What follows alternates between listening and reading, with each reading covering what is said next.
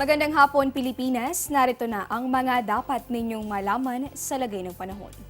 Habagat o southwest monsoon pa rin yung nagdadala ng mga pag-ulan, umaabot yan dito sa may Luzon hanggang sa may western section nitong Visayas. Sa mga susunod na oras, inaasahan nating magpapatuloy yung katamtaman hanggang sa paminsanang malalakas na pag-ulan dito sa may western Visayas, probinsya nitong Pangasinan hanggang dito sa may Zambales, Bataan, pati na rin dito sa may Cavite, Batangas, umaabot yan sa may Occidental Mindoro at sa may Northern Palawan.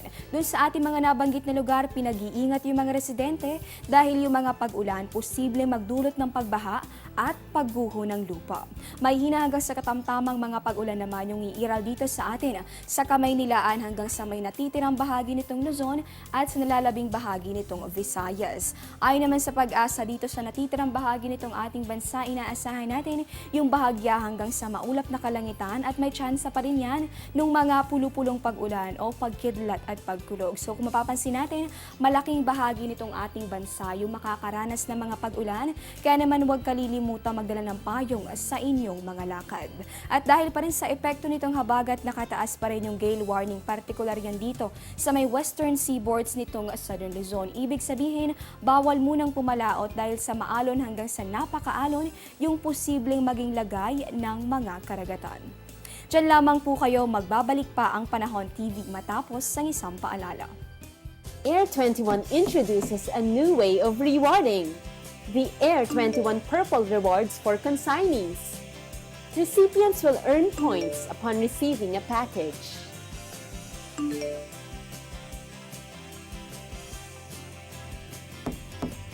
These points can be used to redeem exclusive Air 21 gift items such as eco-friendly bags, flashlights, tumblers, organizers, flash drives, and power banks. The Air 21 Purple Rewards.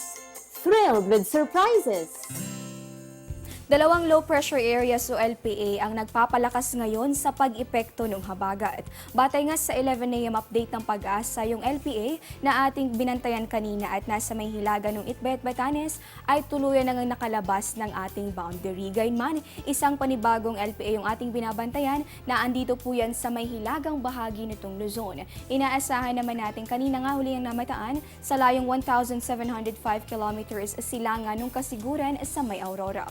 Inaasahan nga magiging bagyo ito habang nasa labas ng PAR at palalakasin pa rin yung epekto ng habagat. Sa labas pa rin ng ating boundary, patuloy yung ating pagbabantay dito sa bagyong may international name na Conson. Ayon sa Pag-asa, huling namataan sa layong 3,490 kilometers east-northeast ng Batanes. Bagamat hindi papasok dito sa ating boundary, makakaambag ito sa lalo pang paglakas ng habagat na siyang magdadala ng mga pag-ulan dito sa ilang bahagi nitong ating bansa sa mga susunod na araw. At yan po muna ang latest mula rito sa Pag-asa DOST. Ito po ang Panahon TV kung saan walang pinipiling panahon ang pagbibigay impormasyon.